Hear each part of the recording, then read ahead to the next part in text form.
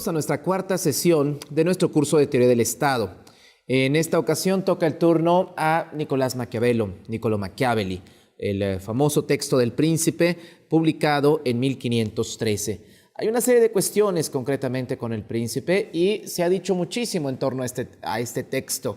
Quizá sea un texto que se le ha entendido desde muchos conceptos, desde muchos tiempos, pero difícilmente desde la visión, desde el terreno en el que el propio Maquiavelo lo comprendió precisamente hace ya medio milenio, en 1513.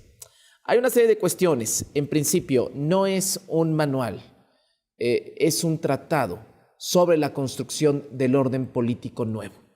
El manual, dejémoslo para el manual de la televisión. Maquiavelo no escribe un manual. Maquiavelo escribe un tratado sobre la construcción del orden político nuevo y que en opinión del propio Maquiavelo será el orden político más difícil de lograr y más difícil de sustentar, más difícil de que se prolongue por más generaciones. Nos dice Maquiavelo, para conocer la naturaleza de los pueblos hay que ser príncipe y para conocer bien la de los príncipes hay que formar parte del pueblo. Tiene aquí una deuda platónica con respecto a que toda forma de gobierno proviene de las costumbres, pero aquí Maquiavelo hace una innovación muy importante y quizá el adjetivo calificativo que más le quede al pensamiento maquiavélico sea ese, el de la innovación. Lo que hace Maquiavelo es establecer un nexo, una interrelación entre príncipe y pueblo y que solamente la otredad conoce el principio que tiene de frente. Solamente la otra postura, el príncipe versus el pueblo versus el príncipe, sabe sobre lo otro. Solo los príncipes saben sobre los pueblos y solo los pueblos saben sobre los príncipes. Esto es central porque coloca en la maquinaria del gobierno un principio de interrelación, una relación de carácter asimétrica entre dos entidades, una entidad colectiva y una entidad hasta cierto punto monolítica con principios muy concretos que tienen que ver con la fortuna, con la virtud o con la voluntad divina. Coloca estos dos principios en una tensión absolutamente irresolubles. Coloca la relación entre pueblo y príncipe como una relación de carácter asimétrica y como una relación de opuestos complementarios. Esto es un punto central en el pensamiento de Maquiavelo. Todos los estados, dice, son repúblicas o principados. Los principados pueden ser nuevos o hereditarios, se adquieren por las armas de otro o con las propias, gracias a la fortuna y a la virtud. Toda la polifonía en las voces de gobierno de los griegos, de los romanos, es reducida por el pensamiento maquiavélico en dos voces muy concretas, ampliamente diferentes una de otra. Por un lado tenemos la república y por otro lado tenemos el principado. Toda este collage de formas de gobierno, toda esta polifonía del panteón romano y grecorromano está completamente superada, está completamente, sepultada. O son repúblicas o son principados. O hay una estructuración en torno a la construcción del orden político o ese orden político está en función de equilibrios tenues, de equilibrios mucho más flexibles, mucho más movibles. Por eso dice, todos los estados son repúblicas o principados. Los principados pueden ser nuevos o hereditarios, se adquieren por las armas de otro o con las propias, gracias a la fortuna y a la virtud. Aquí tenemos un tema central. Los ejércitos nacionales aún no han surgido. Lo que tenemos son mercenarios. No tenemos todavía como tal el Estado-nación moderno. Estamos en la antesala de la construcción del Estado-nación moderno, precisamente con Maquiavelo. Diría Antonio Gramsci que Maquiavelo marca un punto de inflexión entre el Estado medieval y el Estado absoluto. Es justamente Maquiavelo el parteaguas entre el Estado corporativo medieval y el Estado absoluto de comisarios. Maquiavelo está justamente en este parteaguas, justamente en esta línea limítrofe, y no existen en esta etapa del desarrollo político occidental no existen ejércitos nacionales, son mercenarios. De hecho, Maquiavelo haría una serie de recomendaciones en El Príncipe precisamente en torno al manejo de los mercenarios. Pero aquí hay dos conceptos claves que quizás sean los dos conceptos operativos del Renacimiento. Y estos conceptos son fortuna y virtud. Más adelante, el propio Maquiavelo va a definir a qué se refiere por fortuna y a qué se refiere por virtud. Dos conceptos claves, dos conceptos operativos de la era renacentista. Una mutación deja siempre puesta la base para la edificación de otra. Todo cambiamiento, toda transformación, toda mutación nunca es absolutamente total. Siempre tiene deudas con las transformaciones anteriores. Alexis de Tocqueville, en el antiguo régimen a la revolución, en esta obra, que también es un tratado sobre la construcción del orden político en clave aristotélica, dicho sea de paso, esta obra pues va a desarrollar justamente la hipótesis de Maquiavelo. Si estamos comentando que El Príncipe es un tratado y que este tratado tiene una hipótesis central, que es esta: una mutación deja siempre puesta la base para la edificación de otra, lo que quiere decir que las rupturas nunca son totales y que las continuidades también son hasta cierto punto parciales. Hay una pregunta de investigación de este texto, de este tratado sobre la construcción del orden político nuevo que es El Príncipe. Y esa pregunta de investigación, ese objetivo de investigación a desarrollar por Maquiavelo es cómo el hombre se convierte en príncipe. Solamente bajo esta pregunta, todas las variables de Maquiavelo, todos los imperativos categóricos, todos los consejos que da, quizá por eso se haya entendido como un manual erróneamente, quizá por el que Maquiavelo intenta desde múltiples aristas contestar esta pregunta, como un hombre cualquiera se convierte en príncipe, quizá exista todo este complejo, todo este agregado de imperativos categóricos, todo este agregado de recomendaciones sobre los mercenarios, sobre el amor, sobre el zorro, sobre el león. En fin, es una obra hasta cierto punto socializada en su contenido.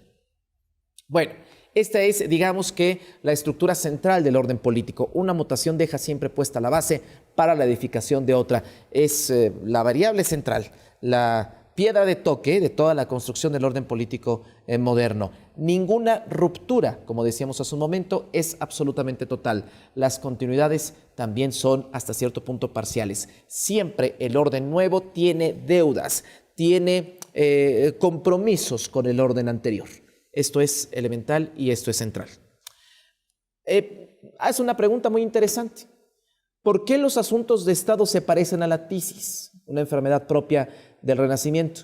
Porque si se detectan a tiempo, nos dice Maquiavelo, pueden ser mitigables. Pero ¿qué pasa si se deja que se desarrollen? Si crecen, terminan siendo irresolubles. Entonces no se puede resolver el problema, se debe administrar el problema.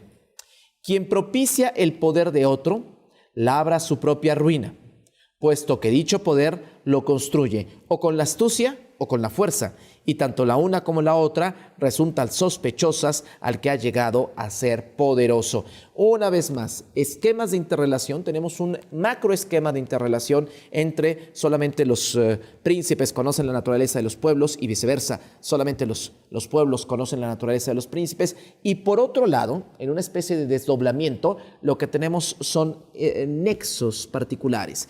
Tenemos macronexos en la vida pública y nexos particulares, interconexiones particulares. Quien propicia el poder de otro, labra su propia ruina. El poder es una acción colegiada, el poder es acción concertada. Para lograr nuestros fines necesitamos la colaboración de otros, diría Hannah Arendt. Es gramaticalmente impreciso decir ese hombre es poderoso. Ese hombre quizás sea el líder de un grupo, y ese grupo, esa acción concertada en ese grupo, sea en efecto vinculante, sea en efecto poderoso. Quien propicia el poder de otro está labrando su propia ruina, está abdicando a ser el líder de una coalición que es capaz de ser vinculante. No sería una exageración decir que los principios de la acción colectiva se encuentran, que más adelante Merkur Olson y toda la teoría política norteamericana van a desarrollar, pues en la primera mitad del siglo XX, se encuentran algunos cimientos, algunas bases, precisamente en el pensamiento de Maquiavelo. Hay una expresión muy propia del Renacimiento y muy propia de Maquiavelo: la diversidad de la materia.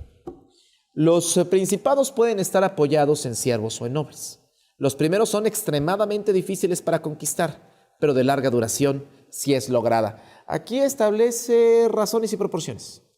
Este texto no es un texto de filosofía, es un texto de teoría política, quizá uno de los primeros textos como tal de teoría política. En el Renacimiento tenemos a Gabriel Naudé, tenemos a Tomás Moro, tenemos a Maquiavelo, tenemos a mucha gente muchos pensadores que están desvinculándose de los axiomas valorativos propios de la filosofía y empezando a cimentar relaciones de causa-efecto, de estructuración causal y significativa. Y entonces nos dice, hay una especie de razón y proporción. Principados de fácil conquista, de difícil persistencia. Principados de difícil conquista, de larga persistencia. Insisto, esquemas de razones y proporciones, esquemas de inversiones y correlaciones negativas en torno a una tarea concreta. Y esa tarea concreta es cómo construir el orden político nuevo. Al principio de este tratado sobre la estabilidad política, Maquiavelo va a decir: a mí me interesan sobre todo los principados nuevos, el orden político nuevo, donde más peligroso puede ser construir instituciones, construir estructuras sustentables. ¿Cuál es el método de conversión de una república en un principado? El procedimiento más seguro es destruirlas o vivir en ellas, dice Maquiavelo. Aquí, más allá de la respuesta que nos da de Maquiavelo, es importante la pregunta. Establece en una escala de evolución institucional ascendente los principados y, por otro lado, las repúblicas. La idea es dos preguntas de investigación, quizá dos de sus obras centrales: cómo el hombre se convierte en príncipe. Esa es la pregunta de este texto. Y la que sigue: cómo un principado se convierte en una república. Quizá esa sea la pregunta de investigación central de los discursos sobre la primera década de Tito Livio, que es la obra central de Maquiavelo. ¿Cuál es el método de conversión? Insisto, más allá de la pregunta, hay una escalada. El principado, que en la medida en la que se refuerce, en la medida en que se institucionalice, en la medida en que las reglas de la dominación se esclarezcan y fortifican, en esa medida dejará de vincularse el corpus con la institución, y en esa medida el cuerpo se separará de la institución y solamente quedará la institución. Cuando hablo de cuerpo, me refiero, por supuesto, al cuerpo del gobernante, a la materia del gobernante. Hay más cuestiones. No hay cosa más difícil, ya lo estábamos adelantando, no hay cosa más difícil ni peligrosa que hacerse promotor de nuevas instituciones. Una de las razones consiste en que la naturaleza de los pueblos es inconsciente. Resulta fácil convencer al pueblo de una cosa, pero es difícil mantenerlos convencidos. Y esto es cierto no solamente porque veamos al pueblo como una entidad caprichosa, voluble y banal, quizá, pero aquí es un principio, pues quizá, de política pública y de distribución presupuestal. La satisfacción, porque es difícil mantenerlos convencidos de una cosa, porque la satisfacción de una necesidad genera nuevas insatisfacciones. Las necesidades son múltiples, un principio de economía política fundamental. Las necesidades son múltiples, los recursos son escasos. Satisfacer a un grupo, a una población de una necesidad supone irremediablemente la creación de nuevos factores de insatisfacción. El gobierno administra la insatisfacción. ¿Qué más hay? ¿Cómo ganarse al pueblo? Protegiéndolo, o bien no oprimiéndolo. El pueblo, lo único que quiere, en la opinión de Maquiavelo, es no ser oprimido, ser protegido y, en su defecto, por lo menos, no ser oprimido. Ahora, Maquiavelo empieza a construir una serie de agregados que abonan en favor del concepto del espacio público, de lo público político, que es una constante en nuestro curso, que es una constante en el pensamiento de Platón, de Aristóteles, de Cicerón, en tratados de las leyes catilinarias, en la República, en el pasado texto que revisábamos, en Tomás de Aquino, en la monarquía, en fin. El espacio público es elemental, es fundamental la construcción y la configuración de este espacio. ¿Y qué es lo que nos dice Maquiavelo? Lo público, el espacio público, es un simple agregado de compromisos mutuos, interacciones públicas entre los cuerpos, interacciones públicas entre los hombres, y dependerá, eso ya sería una lectura post-maquiavélica, y dependerá que esos nexos, esas interacciones entre los hombres ocurran en sanidad, en los marcos del derecho, en la institucionalidad, para que ese espacio público sea de carga política, un espacio público político. Nos dice, la naturaleza de los hombres es contraer obligaciones entre sí, tanto por los favores que se hacen como por los que se reciben. Digámoslo ahora sí, en palabras de Maquiavelo, en la medida en que las obligaciones se cumplan y persistan, ese espacio no solamente será un espacio público, no solamente será un espacio de interacción entre los hombres, en torno a sus objetivos y en torno a sus diferencias. Ese espacio será público político, en la medida en que las obligaciones persisten. En Introducción a Derecho seguramente revisaron el derecho de las obligaciones, que es fundamental, a ras de suelo de la distinción entre derecho objetivo y subjetivo.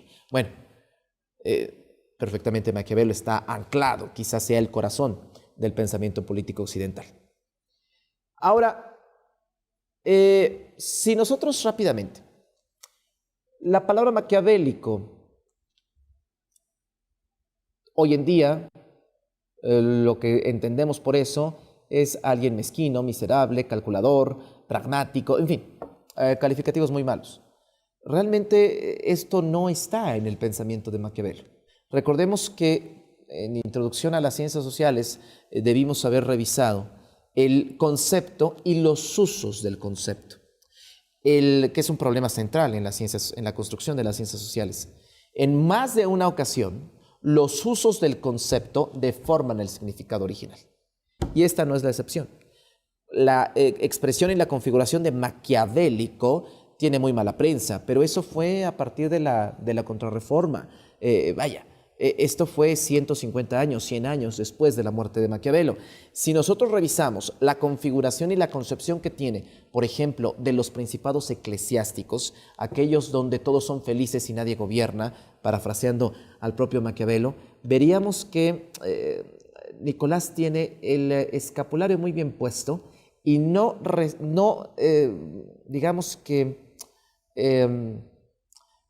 le plantea un reto, no desafía a las ideas de su tiempo. Los principados eclesiásticos, incluso él dice, hay un capítulo exprofeso en El Príncipe, los principados eclesiásticos es donde nadie se queja y nadie gobierna y todo mundo pues está relativamente satisfecho. Su principio de origen, de hecho, alcanza a decir Maquiavelo, no tocaré ni no abordaré ese tipo de principados. ¿Por qué? Porque mi capacidad no me alcanza para comprenderlos. O sea, es bastante respetuoso de las ideas de su tiempo, a pesar de que estamos en pleno Renacimiento, la antesala del Renacimiento.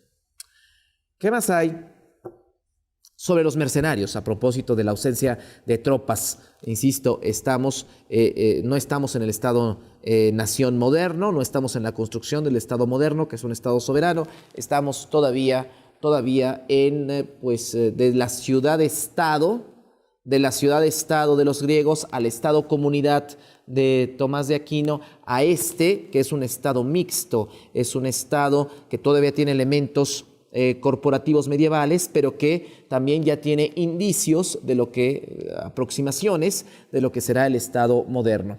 Sobre los mercenarios, argumenta, no es una victoria verdadera. No es una victoria verdadera la que se consigue con armas ajenas. Entre las tropas mercenarias lo más peligroso es la desidia, entre las auxiliares la virtud. ¿Por qué? Porque no existe patriotismo. Un mercenario es aquel que es pagado para pelear por una causa que no le importe, una causa que no le compete, una causa donde no tiene ningún tipo de afiliación. Aún no surge, estamos al cuarto para las 12 del surgimiento del patriotismo. Y todavía no tenemos una patria o la idea de este apego por las costumbres, por esta comunidad étnico-lingüística identitaria. El nacionalismo, ni siquiera el Estado-Nación está construido, el nacionalismo mucho menos, no está ni siquiera en pañales. Y lo que argumenta Maquiavelo es, los mercenarios pelean en una guerra, son soldados a sueldo, pelean en una guerra por dinero. Y entre las tropas mercenarias, lo más peligroso es la desidia. Cuando ven en batalla que están perdiendo la guerra y definitivamente pues abren filas. ¿Por qué? Porque quieren resguardar su vida y poder seguir ejerciendo su oficio. De lo contrario, si mueren en el campo de batalla, su oficio pues jamás lo ejercerían. Pero ojo, entre los auxiliares, dice, entre las tropas mercenarias lo más peligroso es la desidia. Entre las auxiliares la virtud, es decir, cuando un príncipe manda tropas en apoyo a otro príncipe aliado.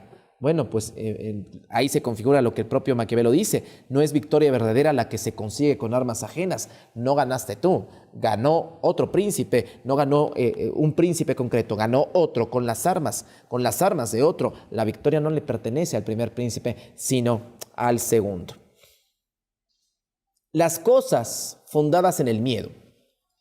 Y esta sensación, esta reacción instintiva va a tener un peso sistemático en la configuración de los estados, de la ciudad-estado, del estado-comunidad, pues evidentemente el estado corporativo medieval, en fin, del estado moderno, e incluso de los estados totalitarios. El miedo va a ser un instinto reactivo permanente en la configuración de los estados-nación.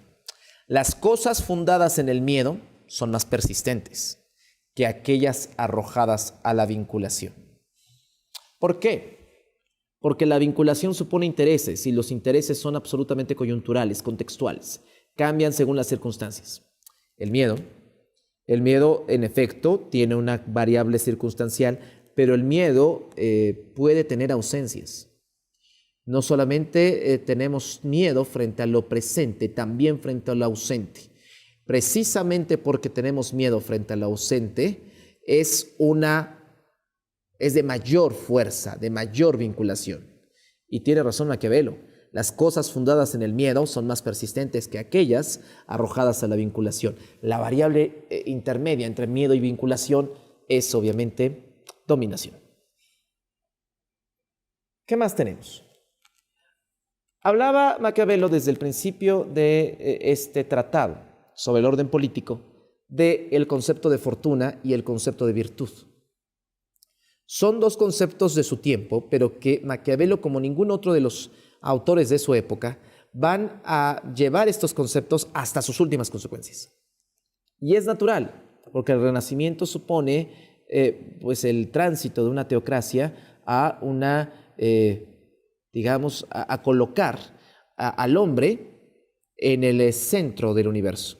Y entonces el hombre está en orfandad, porque por primera vez el Renacimiento significa muchas cosas, entre ellas orfandad, porque por primera vez en la historia del pensamiento político occidental no existen referentes seguros, no existen referentes últimos. Dios está empezando a dejar de ser un referente y entonces surge la fortuna, el componente indeterminado que decide en toda acción. La fortuna, dice Maquiavelo, muestra su poder cuando no hay una virtud organizada y preparada para hacerle frente. Por eso vuelve sus ímpetus allá donde sabe que no se han construido los espigones y los diques para contenerla. Tiene una metáfora de un río. La fortuna es el torrente de ese río.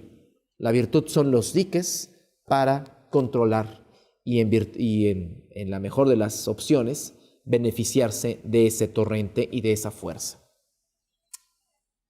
Esto es elemental, las ideas centrales, las directrices centrales de este primer tratado sobre la construcción del orden político nuevo que nos plantea en esta ocasión Nicolás Maquiavelo. Algunas de las ideas centrales son estas.